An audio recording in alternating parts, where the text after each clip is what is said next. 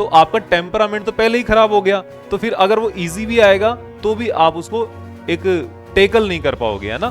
तो उस चीज को बनाए रखने के लिए ये एक मैसेज होता है, और जो सभी देते हैं थोड़ा ढील दे देते हैं वो, जिससे कि जो पास होने वाली बाउंड्री पे जो बच्चे होते हैं उनको थोड़ा सा सहारा मिले और वो आगे पास हो जाए। हेलो बच्चों, कैसे हो? कुछ लोग बहुत खुश होंगे और कुछ लोग थोड़े मायूस होंगे, समझ सकता हूं मैं। इतनी तैयारी करने के बाद जब पेपर थोड़ा सा आपको ज्यादा टिपिकल मिलता है, तो ऐसा एक जनरल नॉर्मल फिनोमिना है, ये एक इमोशनल फिनोमिना है, तो होता है। लेकिन अब मैं यहाँ पर मेनली तीन चीजों के बारे में बात करने वाला हूं कि पेपर कैसा था, क्या रियल में टफ था, एक दूसरा होगा अब आपको सॉल्यूशन देखना चाहिए कि नहीं देखना चाहिए, और तीसरी बात होगी हम आपको आगे क्या करना चाहिए।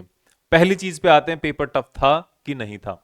तो मैं आपको बता देता हूं, पेपर मॉडरेट से थोड़ा ऊपर लेवल पे था, टफ की तरफ था। बहुत ज्यादा टफ नहीं था, ऐसा नहीं था कि पेपर सॉल्व ही नहीं हो सकता। पेपर जिनको पास होना है उनको पासिंग मार्क्स का स्कोप दे रहा है, जिनको मीडियम मार्क्स लाने हैं उनको मीडियम मार्क्स लाने का स्कोप भी दे रहा है, इतना तक ठीक है। अब जिनको 60 और 65 के ऊपर लेके जाना है उनके लिए पेपर रियल में टफ था।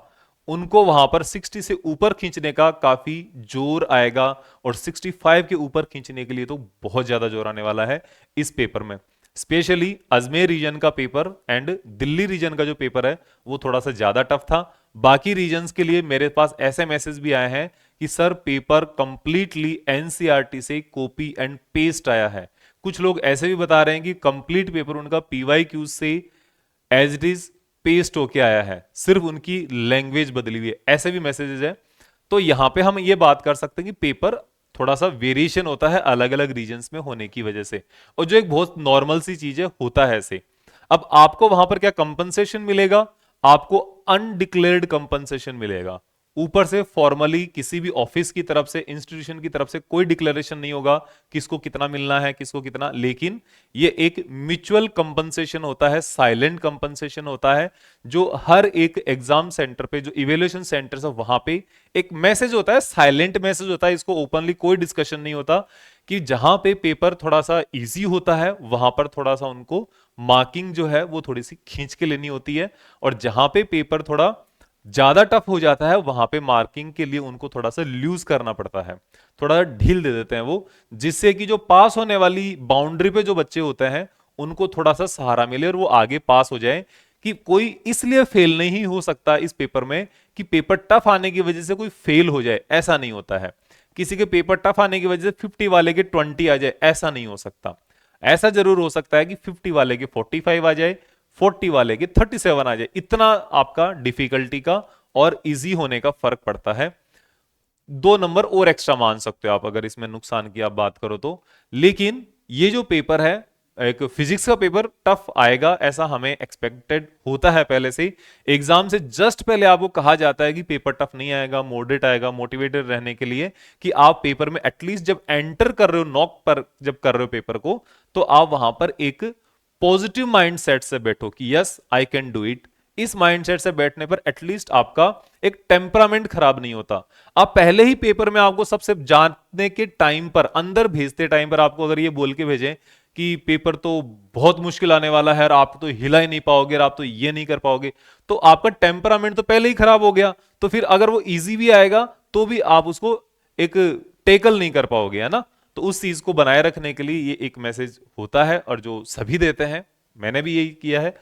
तो उसमें तो हम वहां की बात हो गई। अब दूसरी बात है कि अब आगे क्या करना है।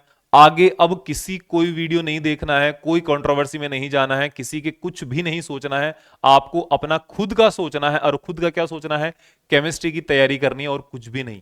आगे जो 5 से 6 दिन है आपके पास, केमिस्ट्री की जम के तैयारी करो, ऐसी तैयारी करो केमिस्ट्री को भी याद रहे कि एक दिन उस बंदे ने तैयारी करी थी केमिस्ट्री की, ठीक है। तो इस तरीके की केमिस्ट्री की तैयारी करो, और केमिस्ट्री का पेपर आपका फिजिक्स की सारी जितनी भी आपकी गिले शिकवे हैं सारी दूर कर देगा, ये मैं आपको गारंटी के साथ कह सकता हूं, क्योंकि ये जनरल प्रैक्टिस है।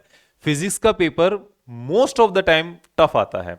अगर आप 100 टाइम्स की अगर बात करोगे, या मान लो 10 साल की अगर बात करें, 10 साल में से 2 साल पेपर फिजिक्स का इजी आएगा, 3 साल पेपर फिजिक्स का पेपर मॉडरेट आएगा, 3-4 साल मान सकते हो, और रिमेनिंग जो 4 इयर्स है वहां पे फिजिक्स का पेपर टफ आता ही है।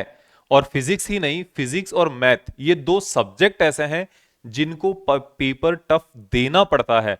क्यों देना पड़ता है इसके बाद में नेक्स्ट अलग से वीडियो बनाऊंगा कि कौन से पेपर का टफ इजी होता है और क्यों होता है, और कौन से पेपर का टफ मुश्किल होता है और क्यों होता है। अभी आपको क्या करना है, अभी आपको सिर्फ ये करना है कि इस सब चीजों को छोड़ करके सॉल्यूशन वगैरह कुछ नहीं देखना है, आपको सिर्फ और सिर्फ केमिस्ट्री की तैयारी करनी है बस, और कुछ भी नहीं। किसी कोई क्लिक बैट में नहीं जाना है, किसी कोई वीडियो में नहीं जाना है, किसी कोई सॉल्यूशन में नहीं जाना है, क्योंकि अब आप उस चीज को पलट नहीं सकते।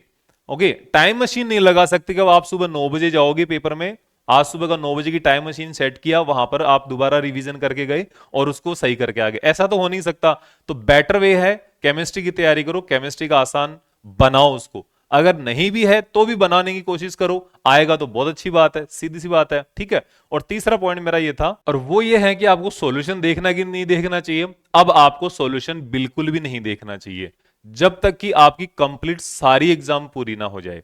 आप सिर्फ और सिर्फ अब आपकी केमिस्ट्री, मैथ्स और इंग्लिश तक की तैयारी के लिए आपको बिल्कुल भी सॉल्यूशन नहीं देखना है। हाँ, बायोलॉजी के लिए आपको, आपके पास काफी गैप है, आप थोड़ी सी चिंता कर सकते हैं, उस टाइम पे थोड़ी टेंशन ले सकते हैं थोड़ी सी, तो वहां पे आप फिजिक्स का पेपर, केमिस्ट्री का पेपर, सबका जितना हो आपका सॉल्यूशन देख लेना। अभी नहीं देखना है, अभी टाइम नहीं है टेंशन लेने का, टेंशन बाद में ली जाएगी। ओके, तो अभी सॉल्यूशन के ऊपर ना जाएं, और सॉल्यूशन लेकर आएंगे, ऐसी क्या बात है। और अभी के लिए आपको सिर्फ एक ही मैसेज है, केमिस्ट्री की जी तोड़ तैयारी करना है, केमिस्ट्री को फोड़ के आना है। और अब हम बात करते हैं यहां पे बंद। और अब आपको थैंक यू वेरी मच, आपने वीडियो देखा, और आपके लिए एक ही मैसेज है, केमिस्ट्री को फोड़ के आओ और मैथ्स की तोड़ के आओ। Thank you very much. Okay.